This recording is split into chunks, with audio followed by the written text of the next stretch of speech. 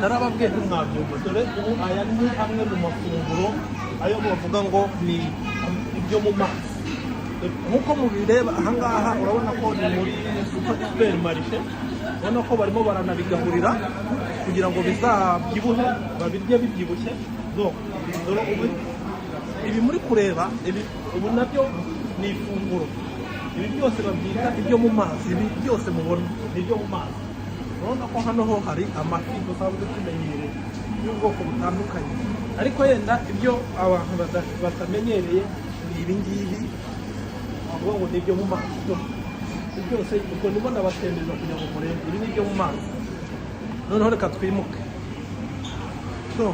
ibi ngibi ibi dusanzwe tubimenyereye cyane cyane mu bishanga no mu mazi y'ahandi ahantu n'ibi byose urabona ko ibi byose ni ifunguro rihenda kubi ibi byose rihenda kubi katwimuke tuze hano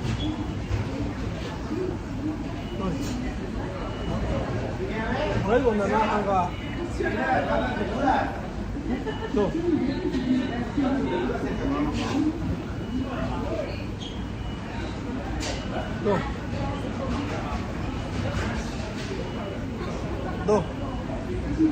urabibona ubu ni ukuza ukaroba ugatwara uraza rwose ukaroba ugatwara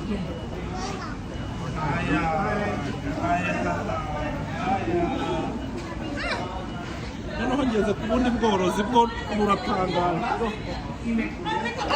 buratangaje birakangaranye iri ryo rwose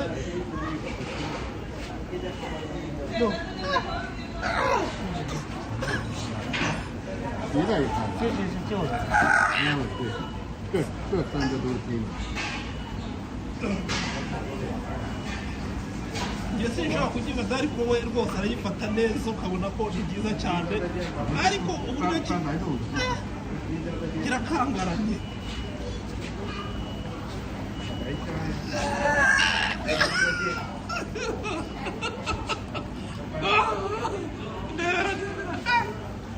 kirakangaranye yewe uburyo gikangaranye giteye ubwoba. What is this?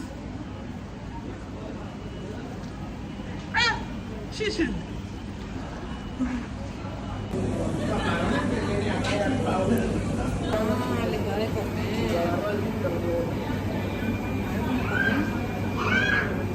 Bueno, esto es un acuario, pero te lo puedes llevar a tu casa.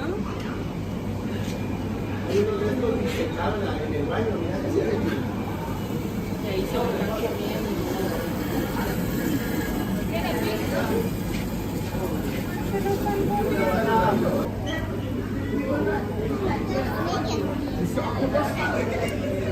ngayo ibyo bita ibyo mu mazi ibinyenyanja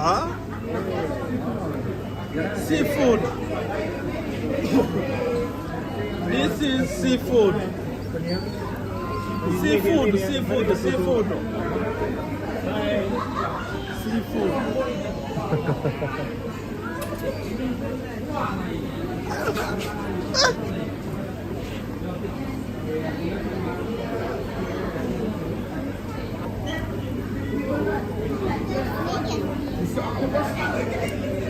ngayo ibyo bita ibyo mu mazi ibinyenyanja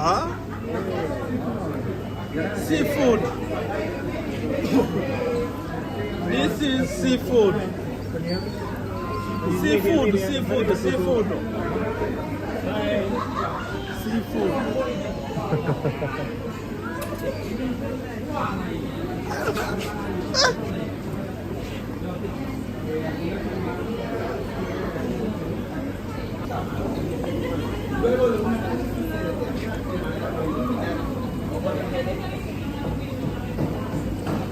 Ibi ntitubizi mu bishanga se?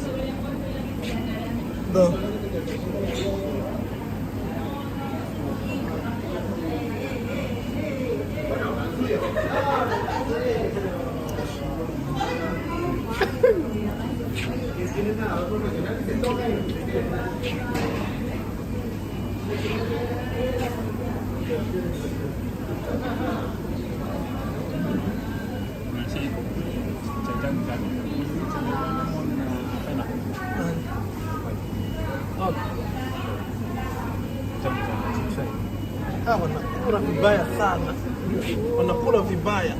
Angalia hivi, unaweza kula hivi.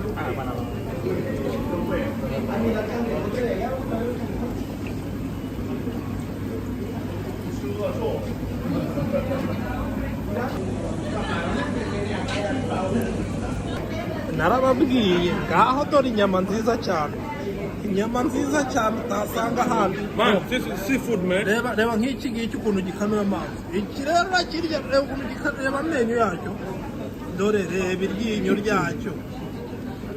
Reba iyi ngiyi, itegereze. Izi ni inyama, itegereze hano.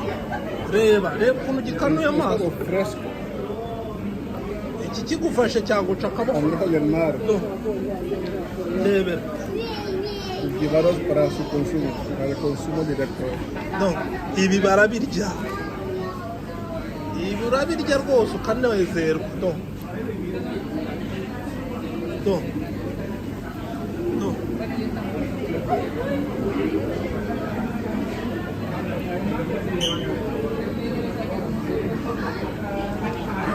Seafood.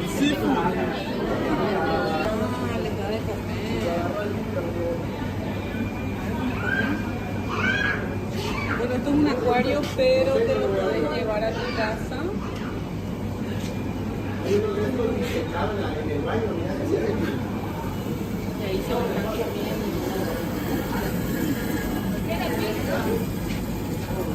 Pero están